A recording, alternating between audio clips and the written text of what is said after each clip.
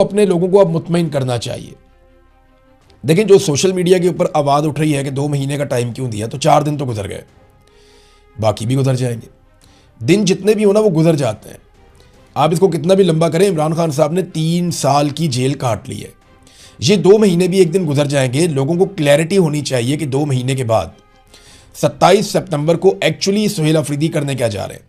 क्या वो एक बहुत बड़ा लॉन्ग मार्च लेकर इस्लामाबाद की तरफ मार्च करेंगे, या वो खैबर पख्तूनख्वा को बंद करेंगे, या वो बड़े पैमाने पर स्ट्रीट मूवमेंट के नतीजे में मुल्क को लॉकडाउन करेंगे, या वो इस्लामाबाद की तरफ एक इस किस्म का जुलूस लेकर जाएंगे जैसा पहले नहीं गया। देखिए, अगर तो ये गाड़ियों में जाएंगे तो वो गाड़ियां तोड़ देंगे, वो पहले की तरह होगा। तो आइडियल सिचुएशन है वो तो ये है कि 5-10 लाख लोग इकट्ठे हों और पैदल चल पड़ें, यानी स्वाबी तक जाएं, स्वाबी पे जाके रुकें, वहाँ जाके हुकूमत को वार्निंग दें, स्वाबी पे ये बहुत बड़ी एक टेंट सिटी बनाएं, वहाँ पे जो है वो वॉशरूम्स वगैरह लगाएं और लोगों को फैसिलिटेट करें, और फिर गवर्नमेंट को वार्निंग दें, टाइम दें, 2 दिन, 4 दिन, 5 दिन कि हमारे मुतालबात माने जाएं। अगर वो ना माने तो फिर पैदल आगे बढ़ें। जब स्वाबी से आगे आप पैदल बढ़ते हैं ना, तो फिर आपको कई दिन लग जाते हैं इस्लामाबाद जाने में। और याद रखिएगा, अगर आप पैदल आगे बढ़ते हैं और आपके पास सिर्फ ट्रैक्टर ट्रालियाँ हैं जिनके ऊपर आपका खाना आ रहा है पक पक के, फिर तो आपको मसला ही क्यों नहीं है, लोगों को खाना खिलाएं, आगे आहिस्ता आहिस्ता आगे बढ़ते जाएं। अक्टूबर का महीना मौसम में बेहतरीन होता है, उसमें आप खुले आसमान के नीचे भी रह सकते हैं अगर बारिश ना हो तो आर्जी बंदोबस्त भी किया जाता है, टेंट वगैरह भी आप साथ रख सकते हैं ट्रैक्टर ट्रॉलियों के ऊपर। अब ट्रॉलियों को तो नहीं तोड़ सकता, उनके तो शीशे होते ही नहीं है। तो ये एक हो सकता है कि अगर 100-150 ट्रैक्टर ट्रालियाँ साथ ले लें, उनके अंदर खाने पीने का सामान, देगे शेगे, बाकी चीज़ें रख लें, 200-250 ट्रैक्टर ट्रालियाँ हो जाए, ज़्यादा भी हो सकती हैं, और लोगों को लाखों की तादाद में पैदल चलाकर इस्लामाबाद की तरफ ले जाया जाए, तो ये हुजूम एक मुसीबत बन जाएगा। गाड़ियों पे, मोटरसाइकिलों पे आप एक दिन में पहुंचने की कोशिश करते हैं तो वो एक दिन में शो खत्म हो जाता है। हुकूमत को भी पता होता है पूरी फोर्स को एक दिन में इस्तेमाल करो, लेकिन इस्लामाबाद ही अगर आप 2 हफ्ते में पहुंचते हैं और स्लो स्लो जाते हैं, रास्ते में आप बैठ जाते हैं, फिर आहिस्ता आहिस्ता आप आगे बढ़ते हैं, तो ये बहुत बड़ी मुसीबत बन जाएगी, बहुत बड़ी मुसीबत बन जाएगी पाकिस्तान की फेडरल गवर्नमेंट के लिए। वो इतना प्रेशर, इतना दबाव वो ले नहीं पाएंगे। तो पाकिस्तान तहरीक-ए-इंसाफ को जो भी हिकमत अमली है वो फौरी तौर पे बनानी चाहिए। आज चौथा दिन है, अभी तक कोई कार्रवाई मैंने देखी नहीं, कोई एक्टिविटी मैंने देखी नहीं।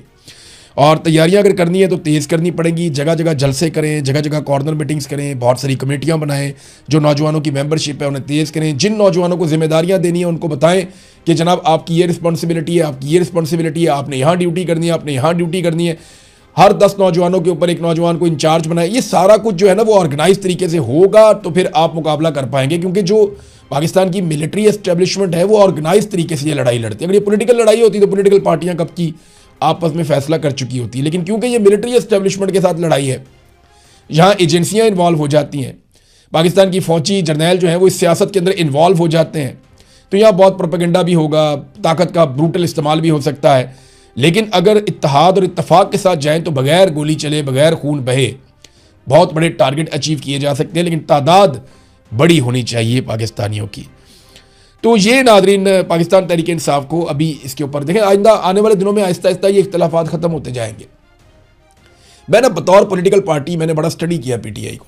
ये अभी लड़ रहे हैं ना, थोड़े दिनों के बाद जैसे जैसे ये दिन करीब आएंगे ये इकट्ठे होना शुरू हो जाएंगे, इनमें आपस में इत्तफाक होना शुरू हो जाएगा, ये सारे रल के जोर लगाना शुरू कर देंगे। इलेक्शन से पहले कितनी लड़ाई थी, 2024 वाला जो था 8 फरवरी को, ये टिकट क्यों चला गया, वो क्यों हो गया, ये क्या कर रहा है, वो क्या, जो फतवे चल रहे थे उस वक्त। लेकिन जब इलेक्शन करीब आया तो एकदम सब में एनर्जी आ गई, वो सारे जुड़ गए एक ही मकसद के ऊपर कि भाई अब जिसको भी हमने नॉमिनेट कर दिया है ना उसको इलेक्शन हमने जितवाना है।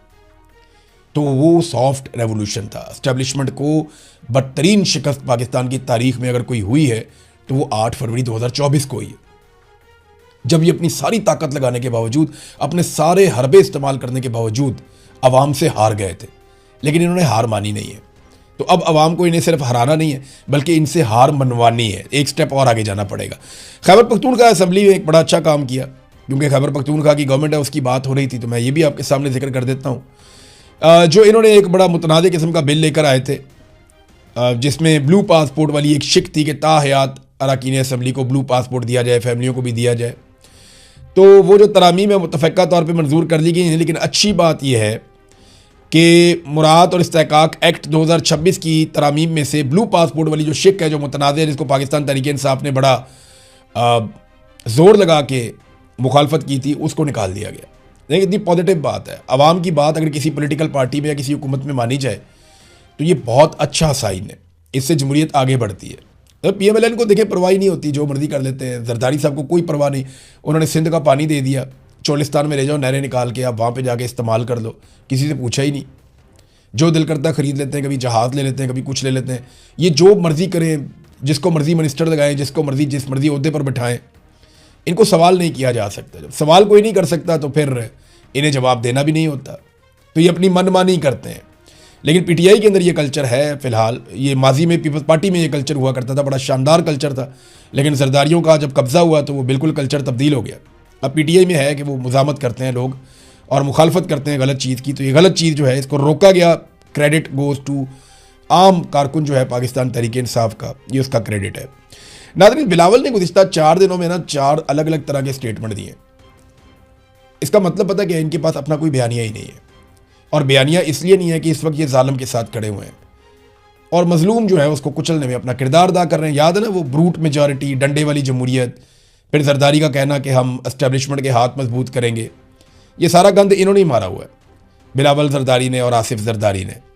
तो 4 दिनों में 4 अलग अलग किस्म के बयान दे चुका, कोई बयानिया है ही नहीं इनके पास। पहले कहते टिक टॉक आपका जो है वो काउंटडाउन शुरू है, फिर बाद में कहता है वज़ीर आज़म बहुत अच्छा है, ये अपना टाइम पूरा करेगा। यानी कभी ये कुछ कहता है, कभी कुछ कहता है, फिर कहते हैं जी मेरे पाँव में आप लोग पड़ेंगे, फिर कहते हैं मेरी तो लड़ाई नहीं है, लड़ाई तो लाहौर और इस्लामाबाद की है। यानी ये तो लड़ाई हो रही है मरीम नवाज या नवाज शरीफ की, शहबाज शरीफ के साथ, ये तो आपस में लड़ रहे हैं, मेरी तो लड़ाई ही नहीं है। तो बिलावल के पास कोई बयानिया, कोई स्टेटमेंट, कुछ भी नहीं है, ना कोई कारकर्दगी है जिसकी बुनियाद के ऊपर ये अगले इलेक्शन में जाएँ और बनना है जनाब को वज़ीर आज़म। ये कैसे हो सकता है? नाज़रीन, पेट्रोलियम मसनूआत की कीमतों के हवाले से एक डाटा मेरे पास आया और ये हमारे सहाफ़ी हैं उबैदुल्ला आबिद, उनकी वॉल से है। फैक्ट है, आप चेक भी कर सकते हैं गूगल पे जाके, ये ऐसे ही है। पाकिस्तान में जो है ना वो गुज़िश्ता 2-2.5 माह में, 3 माह में पेट्रोलियम मसनूआत की कीमतें बहुत तेज़ी से बढ़ाई गई, कम भी की, बढ़ाई भी हैं, लेकिन जब से जंग हुई है हमने तो कीमतें बहुत तेज़ी से बढ़ाई। और डीजल की कीमत जो है वो कितनी ऊपर लेकर चले गए, पेट्रोल की कीमत कितनी ऊपर लेकर चले गए। सिर्फ 15 दिन में हमने 70 रुपये कीमत बढ़ा दी डीजल की। लेवी हम लगातार बढ़ाते चले जा रहे हैं।